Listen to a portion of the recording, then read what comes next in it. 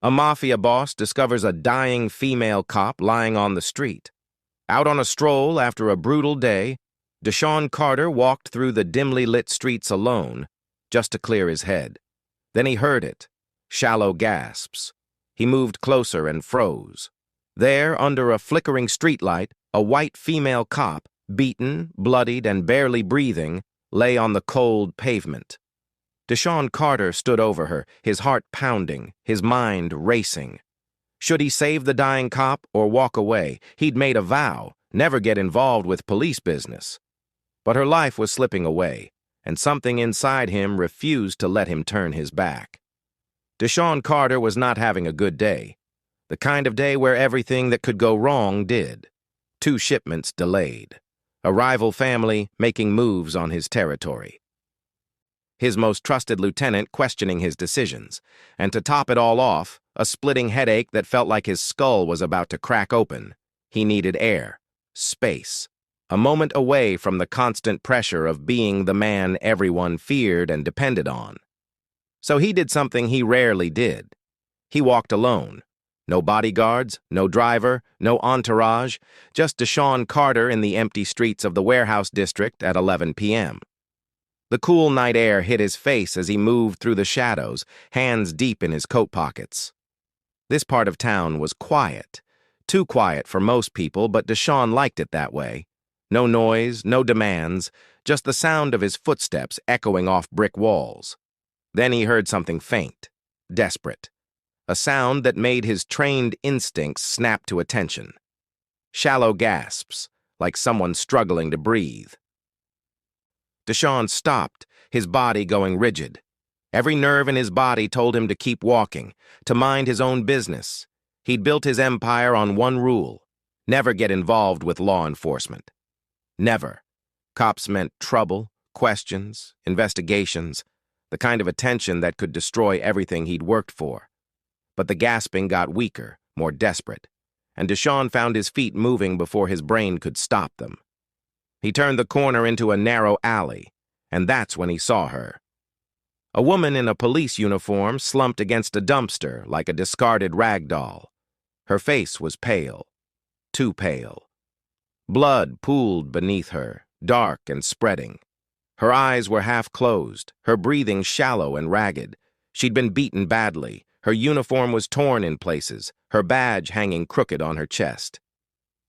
And her hand was pressed weakly against her side where blood seeped through her fingers.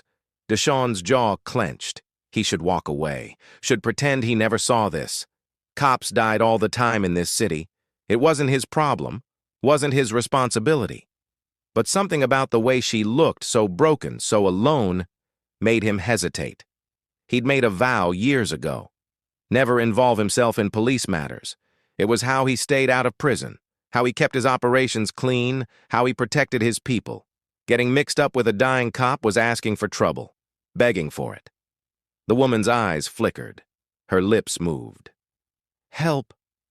The word came out barely a whisper, so weak Deshaun almost missed it. Her head tilted toward him, and for a split second their eyes met. She wasn't begging, wasn't pleading, just looking at him with the kind of acceptance that said she knew she was dying, that she'd made peace with it. And somehow, that made it worse. Deshaun cursed under his breath, loud, sharp, angry at himself for even hesitating. He pulled out his phone, his thumb hovering over the emergency dial. One call, anonymous. Then he could disappear before anyone arrived. Simple. Clean. But as he looked at the woman again, something inside him shifted. She wasn't just a cop.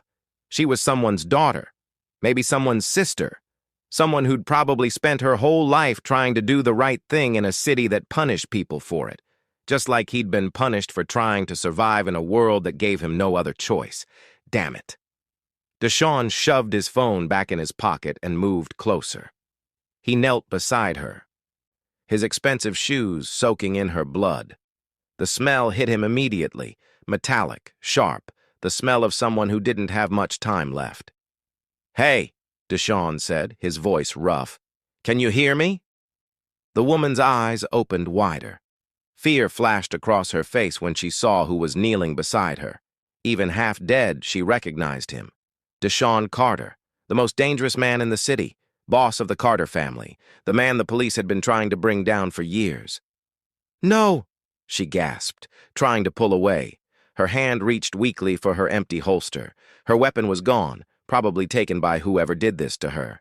"Relax," Deshaun said sharply. "I'm not here to finish the job." The woman's breathing got more erratic, panic mixing with pain. You're Deshaun Carter." Deshaun's expression didn't change. "Yeah, and you're dying. So unless you want your last moments to be bleeding out in an alley, you're going to let me help you." She tried to shake her head, but the movement made her wince. Blood bubbled at the corner of her mouth. "Can't," she choked out. "Can't trust you." Deshaun laughed bitterly. "Lady, if I wanted you dead, you'd already be dead. I've got better things to do than watch a cop bleed out." He pressed his hand over hers, applying pressure to the wound in her side. She gasped in pain, her body going rigid. "Who did this to you?" Deshaun demanded. "Who?" Her eyes filled with tears, not from pain, from something darker. "My own partner." The words hit Deshaun like a punch. "What?" "Set me up," she whispered, her voice breaking. "Dirty cops. Been investigating them. They found out. Tried to silence me." Deshaun's mind raced. A cop investigating corruption, set up by her own people, left to die in an alley. This wasn't just an attack. This was an execution. And whoever ordered it had connections, power enough to make a police officer disappear without questions. "How many others?" Deshaun asked urgently. "How many cops are involved?" She tried to answer, but her eyes started rolling back. "No." Deshaun grabbed her face, forcing her to focus on him. "Stay with me. You don't get to die yet.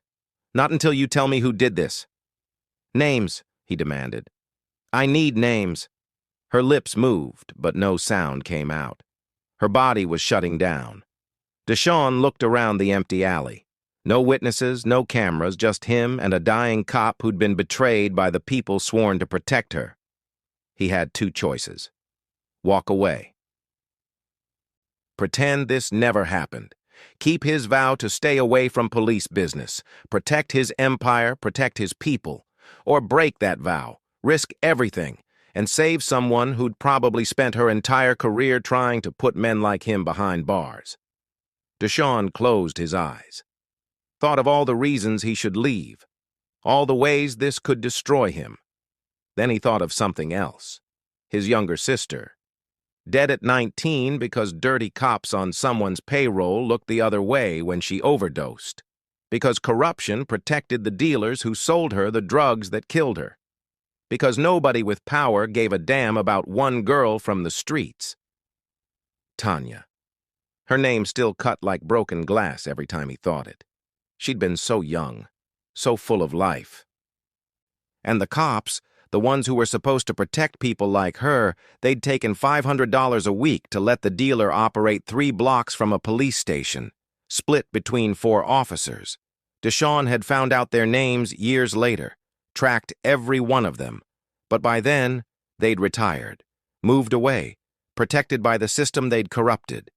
He'd never gotten justice for Tanya, but maybe, just maybe, he could get it for this woman.